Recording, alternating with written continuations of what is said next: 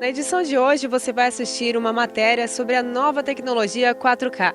Conheça as diferenças entre o 2K. Assista uma reportagem sobre os tipos de lentes para cirurgia de catarata e uma entrevista com uma escritora. Isso tudo é a partir de agora no programa Você Sabe Fazer.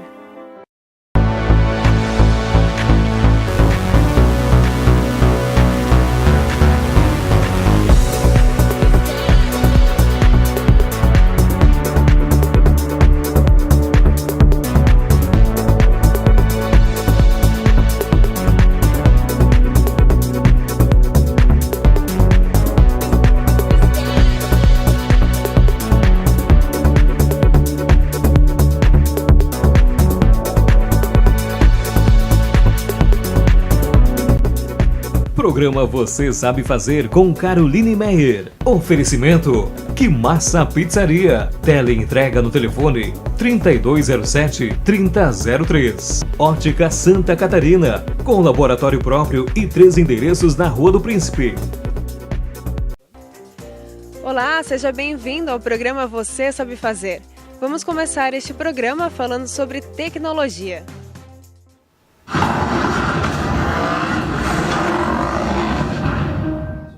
A tecnologia que está sendo muito falada nos televisores, que a resolução 4K pode não ser tudo o que é falado e prometido e ter uma vida efêmera. Entenda mais agora nesta matéria.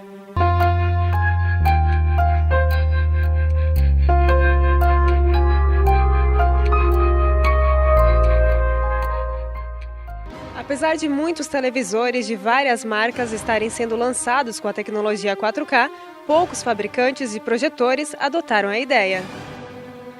Qual que é a diferença entre o 2K e o 4K? Bem, a tecnologia chamada 2K é a tecnologia Full HD. Esses displays possuem 1920 pixels na horizontal por 1080 pixels na resolução vertical. Já a resolução 4K tem 3860 pixels na resolução horizontal por 1920 na vertical.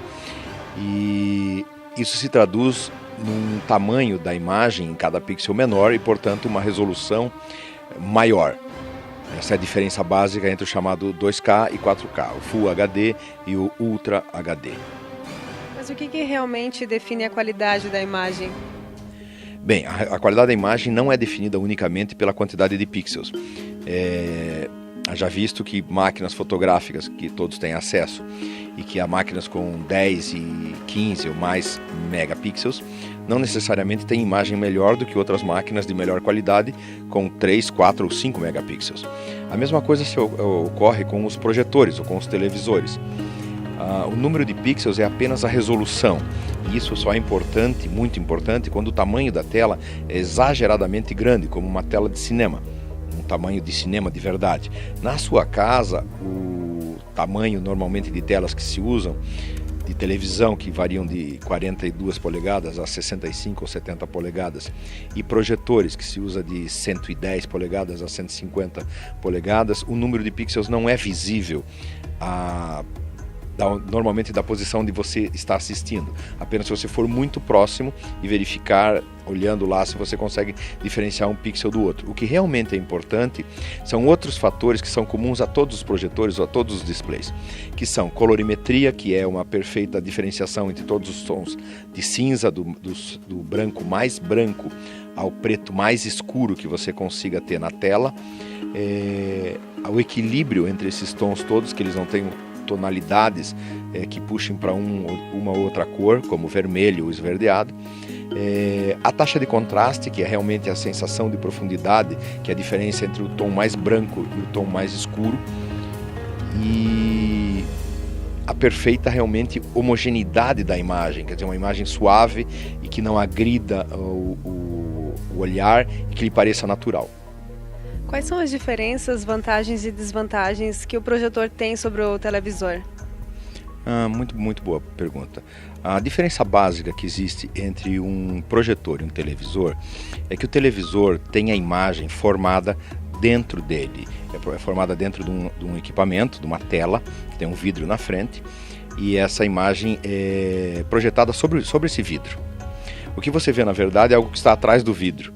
E esse vidro, além de tudo, ele reflete todas as coisas que estão na sua sala. Então, se você prestar atenção, você vai ver que na imagem do seu TV, não há apenas a imagem que está sendo produzida por ele, ou reproduzida por ele, mas sim todo os móveis e objetos da sua sala, que são refletidas nele como se fosse um espelho.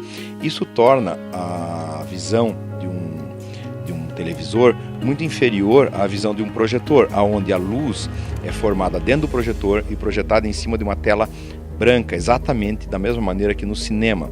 Por isso você tem que ter um ambiente escuro e a imagem se forma na tela de uma maneira muito mais natural, não agredindo sua vista e te permitindo assistir por longo período de tempo sem cansaço, coisa que não acontece com a televisão. A televisão irrita muito a vista porque a imagem é muito forte e afeta muito a sua visão.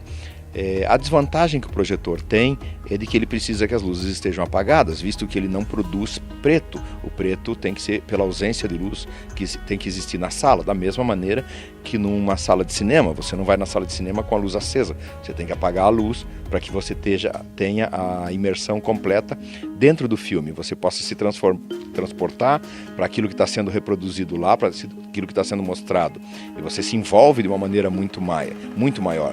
Não dá para comparar a sensação entre ver um bom filme numa televisão, por maior ou melhor que seja, quando a ver num projetor, mesmo que num projetor de performance um pouco mais limitada do que os tops de linhas. Lógico que os grandes projetores, os melhores projetores, têm capacidade de ter imagem tão boa ou melhor que dos cinemas.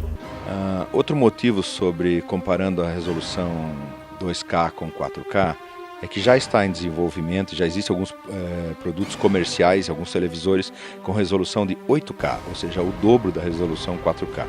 O que tudo nos leva a crer de que a resolução 4K é apenas uma tecnologia intermediária até que seja finalmente adotada a tecnologia de 8K, que seriam 4 vezes a resolução do HD normal de hoje, que é o Full HD, que é a chamada 2K. E a razão mais importante é que já está em desenvolvimento e já existe no mercado alguns televisores e projetores com a resolução 8K. O outro ponto sobre a tecnologia 4K é que já está em desenvolvimento, na verdade já existem produtos, televisores comercialmente sendo vendidos nos Estados Unidos e na Europa com tecnologia 8K, ou seja, o dobro da resolução anunciada de 4K. Tudo isso nos leva a crer que a resolução 4K é apenas uma tecnologia intermediária entre a adoção final da resolução 8K.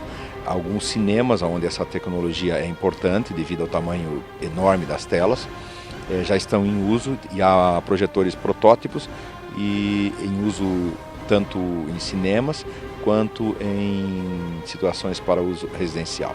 Essas imagens que vocês estão assistindo aqui são de Full HD, que é a tecnologia 2K, que é a mais difundida no momento. Como você pode ver, nem sempre a última tecnologia significa um grande avanço. Qual o conselho que você passa para as pessoas que querem comprar um projetor ou um televisor? Bem, eu diria que se você quer trocar o seu televisor por um outro novo, só valeria a pena se você realmente não está contente com a qualidade geral da imagem que você tem. E não porque o novo televisor possa ser 4K. Existem excelentes televisores de resolução 2K com imagens muito boas e melhores do que alguns televisores 4K. Já comparando o projetor contra um televisor, o projetor é realmente a sensação do cinema na sua casa. A televisão, por melhor que seja, ela nunca vai ter a mesma imersão que você tem com um projetor num ambiente adequado, com a luminosidade reduzida, para que você possa ter realmente a sensação de cinema. Então a televisão é ótimo para o dia a dia, para você ver o jornal, para você assistir a novela, mas se você quer realmente ver um filme, um show com total imersão, você precisa de um projetor.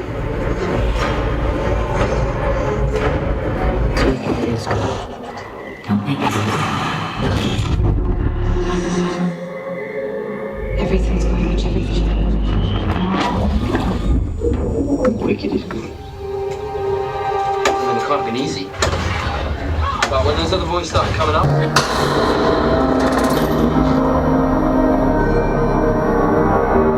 It's hard to get high. Agora vamos fazer um rápido intervalo e assista a seguir uma matéria sobre os tipos de lentes para cirurgias de catarata. Em alguns segundos, estamos de volta.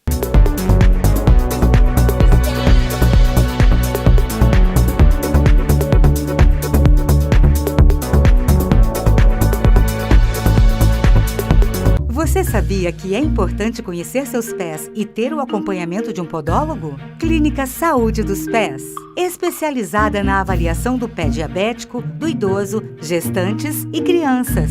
O atendimento consiste em avaliação dos pés, da pisada e do calçado. Tratamento para unhas encravadas, com micose, calos e pele ressecada. Temos estacionamento próprio e ambiente climatizado. Agende sua consulta. Saúde dos Pés, com Rosângela Schwartz.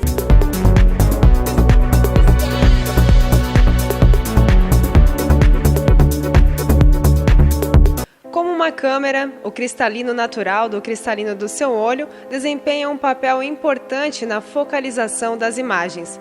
Quando a catarata turva o cristalino, é praticamente impossível enxergar claramente. Acompanhe essa matéria e conheça sobre os tipos de lente para a cirurgia de catarata.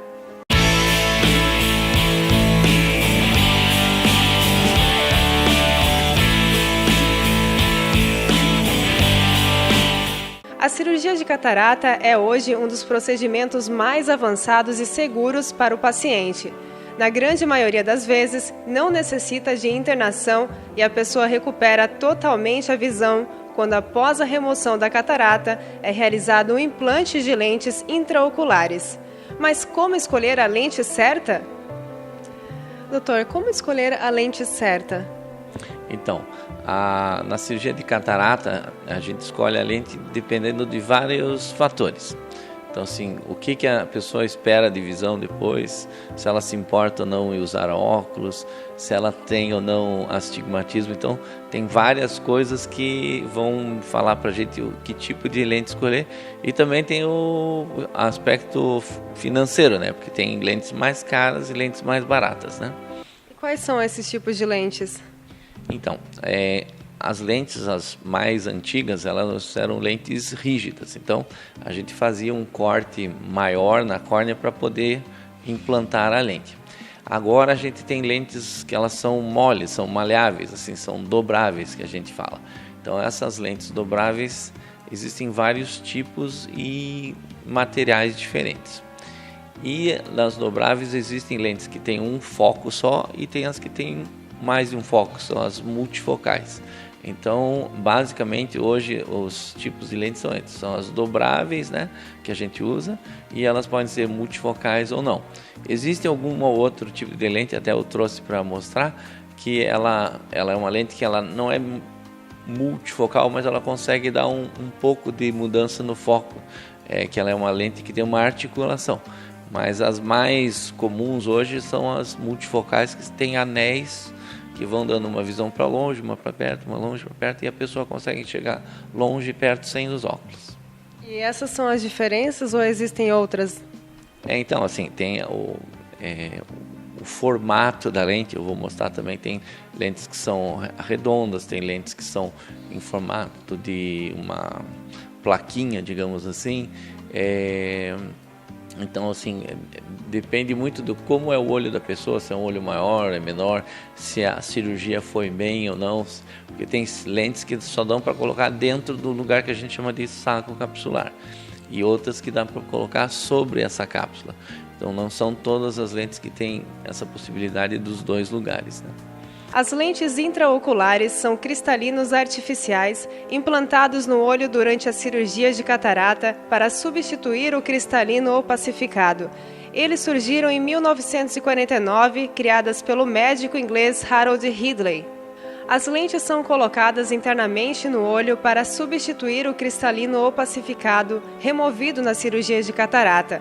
São diferentes das lentes de contato, que são colocadas sobre a superfície da córnea para a correção de grau. No caso dessa paciente, qual foi a lente que ela fez e por quê? Então, a gente utilizou uma lente multifocal para ela poder enxergar longe e perto sem os óculos, né?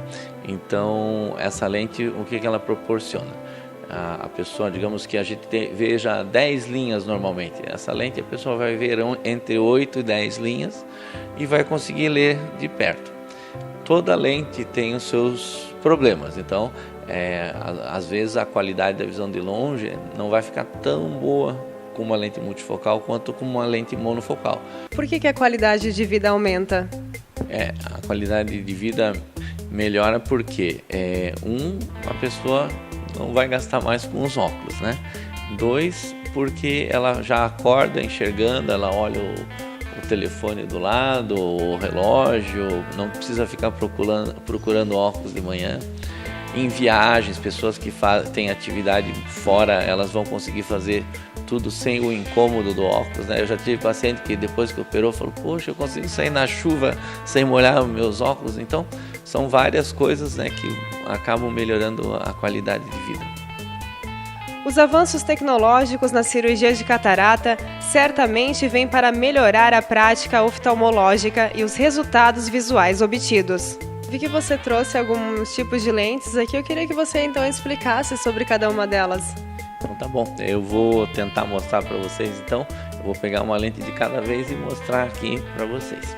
Então, eu tinha falado dos materiais, né? Então tem lentes que tem, que nem essa aqui, um material só na lente toda, então a gente chama de peça única. Então essa aqui é uma lente dobrável do material acrílico e que ele repele a água, a gente chama de hidrofóbico, né? Então essa lente, ela, digamos, tem menos chance de absorver alguma impureza que tenha no líquido do olho, só que ela é um pouquinho mais demorada para abrir durante a cirurgia, né? Ela é um pouquinho mais rígida, digamos assim, mas ela não é uma lente rígida, ela é maleável, mas a maleabilidade dela é menor. Esta outra lente aqui é uma lente que a gente chama de 3 peças, depois a gente mostra mais de perto. Ela tem o corpo da lente de uma forma e as alças dela, as perninhas da lente são de outro material. Essa é uma lente boa para colocar sobre o sulco da lente, né? Sobre, a cápsula da lente, no sulco. Essa aqui também é uma lente que é de um material que ele repele a água. Eu tenho uma outra lente aqui, deixa eu pegar aqui, que ela tem até um formato diferente, ela não tem essas perninhas normais. Aqui ela tem 4 patinhas, digamos assim, e ela consegue se ajustar muito bem e é uma lente menor. Então essa lente ela consegue entrar numa incisão de 1,8 milímetros, que é uma incisão bem pequenininha. Para ter ideia, aquelas lentes mais antigas a gente abria 9 milímetros, que é quase a volta toda do olho. Essa aqui com 1,8 milímetros. Então o que acontece? A recuperação é muito mais rápida, a pessoa não precisa levar ponto e é mais segura a cirurgia nesse sentido. Essa aqui é uma lente da Zeiss, né? Que é uma lente que ela parece uma placa, assim. Então também essa lente só pode ser colocada quando a cirurgia não teve nenhum problema, tem que ser colocada dentro do saco capsular. E é uma lente de uma ótica muito boa, né? A Zeiss é conhecida pelos óculos, né? Todo mundo já ouviu falar nas lentes Zeiss, são muito boas. Essa aqui é uma lente que é parecida com a que a gente tinha falado antes, só que ela é multifocal, ela tem as 3 alças aqui. Existe desse modelo também com material só, mas essa aqui tem 3 peças, não 3 alças. E ela é uma lente multifocal. Então depois, filmando de perto, a gente vai ver os anéis dessa lente, né? Então às vezes uma pessoa que operou a catarata com uma lente multifocal, à noite às vezes ela percebe esses anéis, né? É uma coisa que pode acontecer com a cirurgia. E por último, deixa eu pegar essa aqui. Essa aqui é aquela lente, ela chama Cristalens, ela é uma lente que já é um modelo mais antigo, mas ainda é uma opção para quem gostaria de ter uma multifocalidade, mas não pode usar uma lente multifocal normal. Se a pessoa tiver algum problema na retina, uma falha na retina, ou já uma doença degenerativa, ou um inchaço na retina da diabetes, aquele tipo de lente lá não pode usar. Esse aqui em alguns casos dá para a gente usar, E ela é um pouco melhor do que a lente monofocal, mas não é tão boa na distância que ganha da lente multifocal normal. Então, basicamente, assim, as mais comuns que a gente usa são essas aqui. O que se pode fazer hoje que antes não podia com essa variedade de lentes? Bem, então o que a gente ganha hoje que não tinha antigamente? Rapidez na cirurgia, porque a incisão é pequena, não precisa do ponto, né? Ela é mais segura, né? Pelos mesmos motivos, né? A pessoa às vezes sai só com um oclusor, não tem nem aquele curativo tampado. A cirurgia, por ser mais rápida, ela pode ser feita com anestesia tópica, né? Então não leva a agulhada em volta do olho. A chance da escolha de que tipo de visão que a gente vai ter, né? Se é mais para longe, mais para perto, multifocal ou não. Então, e também, por acaso, certas doenças onde você não pode usar um material, é melhor usar outro. Então, quanto mais lentes a gente tem, mais chance a gente tem de dar uma qualidade de vida melhor, fazer uma cirurgia melhor, né? E quanto tempo demora a cirurgia? A cirurgia depende do cirurgião, mas normalmente é rápido, assim, 7 minutos, 10 minutos, depende do caso. A gente, como opera bastante, acaba fazendo com maior rapidez, mas é uma cirurgia para o paciente sempre rápida, né? E o tempo de recuperação também?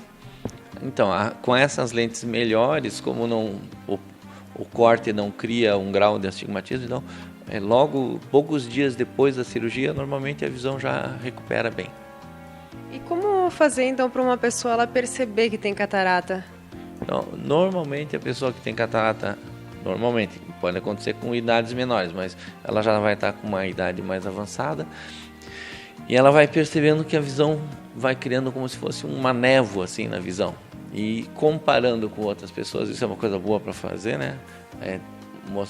Tentar enxergar alguma coisa que uma pessoa mais nova enxerga e a mais velha não enxerga. Então, se ela não está enxergando, alguma coisa pode estar errada e pode ser catarata. Mas para ter certeza, só examinando, né? Agora você vai acompanhar uma entrevista com uma escritora que conta um pouco mais sobre sua experiência quando sofreu bullying.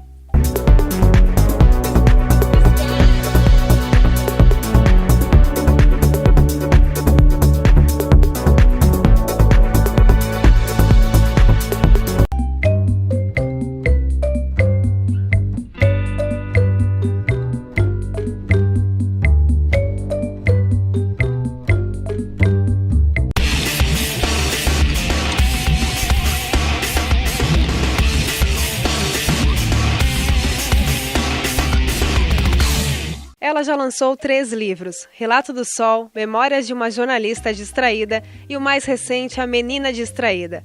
Ela vai contar sobre a experiência que teve durante a infância quando sofreu bullying. Ela é a Vanessa Benz. Vanessa, como que foi a experiência e o início de tudo?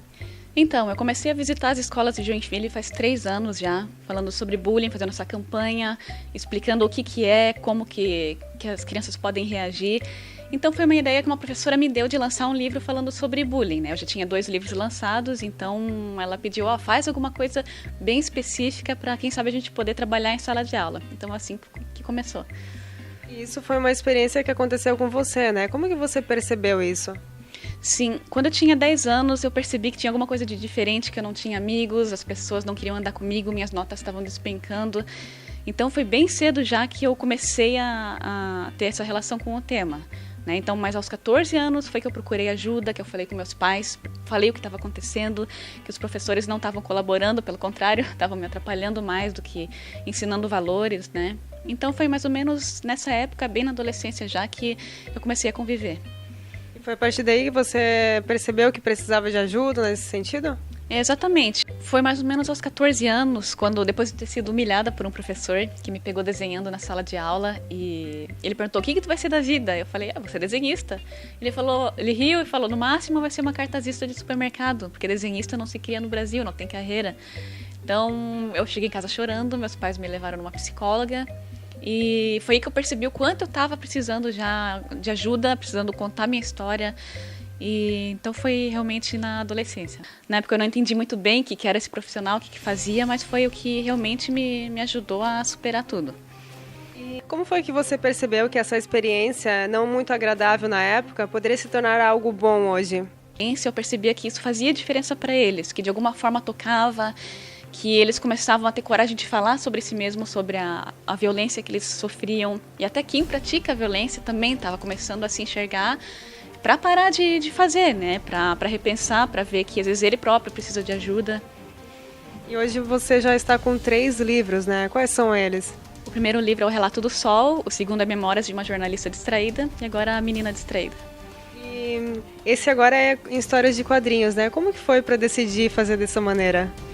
Então, assim que essa professora me falou para fazer um livro específico para os adolescentes, eu pensei, qual que é a forma que mais chama a atenção? Na hora eu já pensei na história em quadrinhos, e é um sonho antigo, desde que eu sou criança, eu amo desenhar, então eu pensei, vou juntar o útil ao agradável, então fazer uma coisa bem específica sobre bullying para adolescente e com história em quadrinhos. Você está com o livro na mão, até se puder mostrar um pouco e falar um pouquinho o que conta essa história, um pouco brevemente, né, para as pessoas poderem também comprar.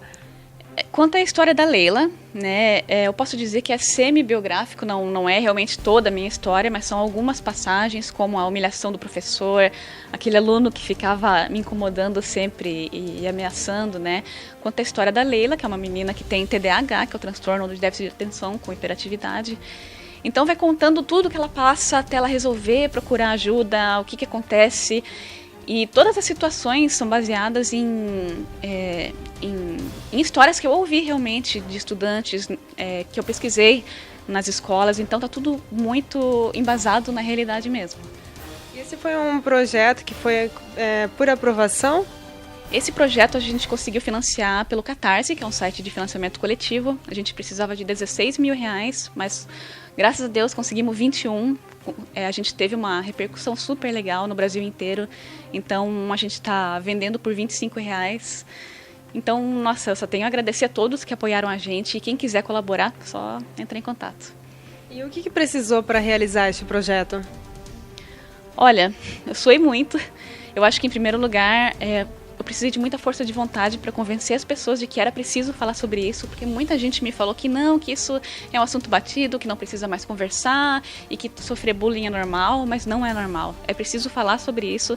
Então, realmente, foi a força de vontade de saber que é importante, que tem pessoas ainda sofrendo muito por conta disso, professores que precisam de ajuda de uma ferramenta como essa para ter como conversar com os alunos.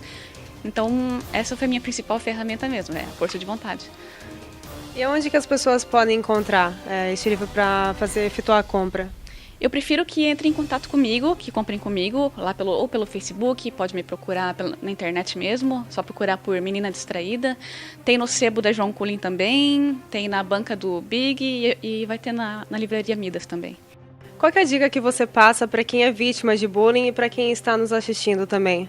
Bom, acho que a dica mais importante é fale sobre isso. Procure pessoas de confiança, seja um professor, seja o pai, a mãe, o irmão, o primo, o tio, qualquer pessoa mais velha que seja de sua confiança e fale sobre isso. Se você está praticando bullying, pare, por favor, porque é crime. Então, a minha dica é essa, é falar sobre isso. Não vá na onda do pessoal que diz que, não, já falamos demais, é normal. Não é normal. Então, a dica realmente é essa, é falar sobre isso, conversar com as pessoas para resolver o problema. Esta foi um pouco mais sobre a história de Vanessa, uma parte que você pode encontrar também nos 3 livros que ela escreveu. Parabéns e muito mais sucesso, Vanessa! Bom, essa edição do programa Você Sabe Fazer está chegando ao fim. Lembrando que se você perdeu alguma edição, basta apenas acessar o site para assistir, que é o www.vocêsabefazer.com.br. Quero agradecer a sua companhia na edição de hoje e espero você no domingo que vem, neste mesmo canal às 14h30. Até lá! Tchau!